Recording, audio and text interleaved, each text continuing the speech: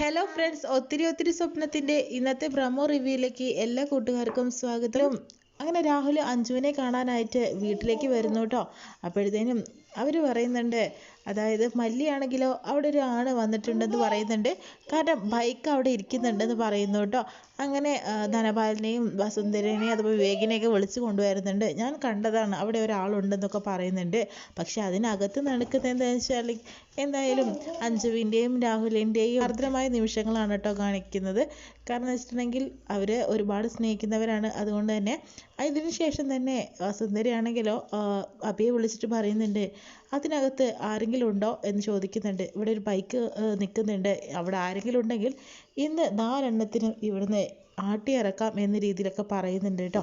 അതിനുശേഷം തന്നെ പെട്ടെന്ന് തന്നെ വർഷയെ വിളിച്ചിട്ട് കാര്യങ്ങൾ പറയുന്നുണ്ട് കേട്ടോ ശിവദ. അതായത് നമ്മുടെ വീട്ടിൽ അവിടെ ആരോ വന്നിട്ടുണ്ടെന്നാണ് വസുന്ധര ആൻറ്റി പറയുന്നത്. അങ്ങനെ ആരെങ്കിലും വന്നിട്ടുണ്ടെങ്കിൽ ഇന്ന് നമുക്ക് അവിടെ സ്ഥലം മാറേണ്ടി വരും എന്ന രീതിയിലൊക്കെ പറയുന്നുണ്ട് കേട്ടോ.